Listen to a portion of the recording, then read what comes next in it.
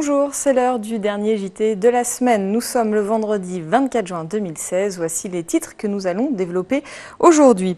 On prend les mêmes et on recommence. Le bras de fer continue entre les pros et les anti-centres des congrès à Annecy. Les élus de l'Agglo répondaient aux réserves du commissaire enquêteur ce jeudi soir dans une ambiance un peu tendue, nous le verrons.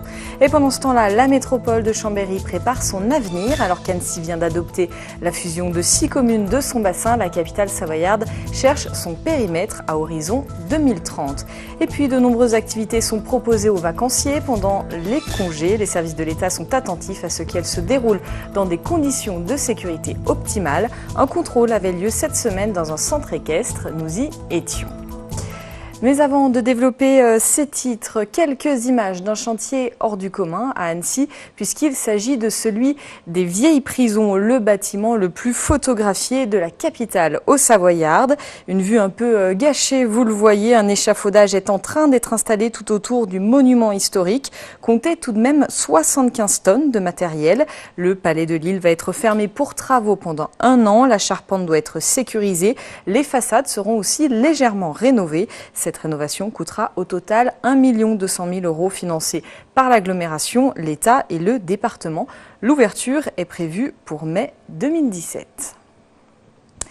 Les Britanniques ont dit non, vous le savez, à l'Union européenne. Plus de 51% des électeurs ont voté pour la sortie du Royaume-Uni de l'Europe.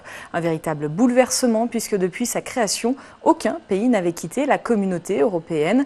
Une fois la procédure lancée, Londres et Bruxelles auront 2 ans maximum pour négocier les clauses du divorce. On écoute Michel Dantin, eurodéputé Les Républicains et maire de Chambéry. Il répond aux questions de Sébastien Germain. Évidemment, le vote affaiblit l'Europe. Il affaiblit l'Europe parce que nous perdons, avec le départ des Anglais, notre place de première puissance mondiale sur le plan économique. Évidemment qu'il affaiblit l'Europe parce qu'il introduit un doute sur l'avenir, au moins de moyen terme. Chez nous, ici, dans les Alpes et dans les Savoies, il peut y avoir des conséquences immédiates. Il peut y avoir des conséquences immédiates s'il y a une dépréciation forte de la livre sterling. Nous aurons moins de touristes britanniques parce que la destination Savoie-Mont-Blanc sera plus cher, mais nous avons également beaucoup d'investisseurs britanniques qui sont venus investir dans les Alpes. Ils risquent maintenant d'hésiter à continuer à investir puisqu'il y aura plus libre circulation des hommes, des capitaux et des marchandises. Ils peuvent aussi avoir la tentation de récupérer leurs capitaux pendant que c'est encore possible et facile, c'est-à-dire avant que la Grande-Bretagne quitte formellement l'Union européenne. Auquel cas, il y aurait un besoin de devises dans les Alpes qui pourrait faire baisser la valeur de l'ensemble du patrimoine immobilier.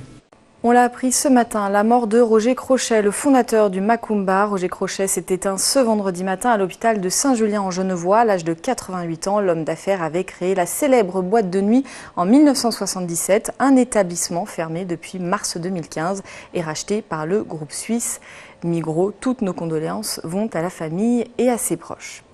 Je vous le disais dans les titres, le centre des congrès d'Annecy est toujours sur les rails. Pourtant, au mois de mars dernier, le commissaire enquêteur publiait un avis largement défavorable. Les élus de l'agglomération ont rappelé hier leur attachement à ce projet dans une ambiance toujours divisée. On fait le point. Les conseillers communautaires s'y sont sans doute un peu habitués. Désormais, chaque conseil possède son comité d'accueil. Les élus ne désarment pas après l'avis défavorable du commissaire enquêteur. À l'ordre du jour, ce jeudi, la confirmation d'intérêt général du projet. Je trouve ça vraiment complètement aberrant ce projet et de nier la vie des gens comme ça. Voilà, c'est ce mépris qu'on a pour les gens qui habitent Annecy. Nous continuerons jusqu'au bout, nous ferons appel au tribunal. L'exécutif maintient ses positions malgré les 17 points défavorables soulevés par le commissaire enquêteur au mois de mai. Par cette délibération, les élus entendent y répondre. Quand le commissaire enquêteur il a une lecture négative, on réexplique pourquoi les chiffres ont été peut-être mal interprétés. Donc moi, je ne fais que dire ça de façon à ce que le préfet puisse avoir toutes les données objectives. Globalement, il y a une tendance en France à stigmatiser les projets, voire à les vilipender, voire à les dénaturer pour des causes ou pour des autres. Et ce qu'on veut simplement dire ce soir, c'est que ce projet, il a sa pertinence. C'est seulement une fois les t-shirts retirés ou retournés que les opposants sont autorisés à entrer. Le débat se poursuit entre élus à l'intérieur. La salle est rapidement rappelée à l'ordre. Le centre de congrès vrai ne fait pas exception. Lorsqu'il y a agression, comme cela s'est déroulé à Détail il y a un mois, violence lorsqu'il s'agit d'insultes. Après une présentation d'un Bernard Accoyer offensif, la grande majorité des communes continuent de soutenir ce projet qui apporterait près de 900 emplois. Les élus socialistes d'Anne-Sylvieux, Crangevrier, Mettey et Annecy font eux part de leur opposition aux réserves. Thierry Billet, pourtant élu dans la majorité annécienne, ne prendra pas part au vote. Je regrette véritablement la façon dont le débat a été introduit, parce que je pense qu'il ne permet pas une certaine sérénité dans les échanges. On sait très bien que la poursuite du projet tel qu'il est là va nous emmener effectivement dans des contentieux qui vont durer je ne sais pas combien d'années. Finalement, sur les 54 votants, on s'y oppose, 2 s'abstiennent. En attendant la décision du préfet, le bras de fer continue. Politique encore, Chambéry Métropole et ses 24 communes comptent 200 000 habitants. L'agglomération possède aussi la 34e gare de France avec 3 200 000 voyageurs qui foulent chaque année le sol de la capitale savoyarde. Après la fusion des communes d'Annecy, Chambéry tente de grossir à son tour. La métropole a demandé à un panel d'habitants de donner avis et idées pour dessiner le cadre et le contour dans lequel ils aimeraient vivre en 2030.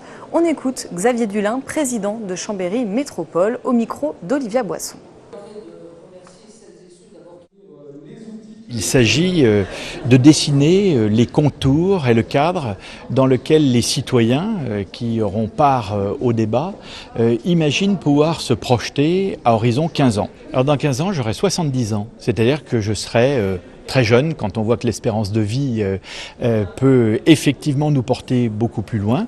Je serai attentif à mes successeurs sur leur manière de s'emparer de ces grandes lignes qu'on aura tracées, ne serait-ce que pour voir si nous avions raison. Et puis, à la manière de Sacha Guitry, je me tournerai vers l'avenir puisque je suis sûr que c'est là que je finirai. Prenez de la hauteur ce week-end à l'occasion de la 4e édition de la Fête de la Montagne. Plus de 300 manifestations sportives et culturelles sont organisées dans les massifs français ce week-end. Toutes les infos sont à trouver sur le site fêtedelamontagne.org. Les grandes vacances approchent. Cette semaine, dans un centre équestre d'Annecy, se déroulait un contrôle dans le cadre d'une opération interministérielle qui aura lieu tout l'été. Coordonnée par les différents services de l'État, elle vise à assurer la sécurité de tous. L'année dernière, plus de 1000 contrôles de ce genre ont été effectués en Haute-Savoie. C'est un reportage signé Julie Marchand. Jean-Michel Pinel, inspecteur, commence son contrôle.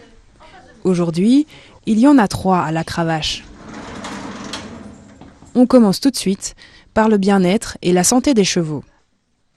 En bien-être animal, on s'assure que le cheval est maintenu dans de bonnes conditions de détention, qu'il est dans un état d'entretien satisfaisant, à savoir on ne doit pas lui voir les côtes, et quand on ne lui voit pas les côtes, on peut être certain que le cheval a une bonne alimentation. Pour savoir si cette alimentation est équilibrée, on regarde donc le poil du cheval. Il faut que le poil soit brillant et soyeux. Durant tout l'été, le département effectuera des vérifications dans plusieurs établissements, et ce, dans tous les secteurs. Le but, vérifier que la réglementation est appliquée et assurer la protection des gens à tout moment, que ce soit pendant leurs activités physiques et sportives, ou bien pour les enfants en colonie de vacances, ou encore les personnes qui mangent dans les restaurants. Important lorsque l'on sait que sur plus de 1000 contrôles l'année passée, 250 ont donné suite à des mesures administratives ou à des procès-verbaux. C'est un contrôle minutieux. La qualité des cours, la conformité des bombes, le registre, tout est passé au peigne fin. Malgré cela, le responsable du centre équestre et de ses 40 chevaux et 300 adhérents reste très zen.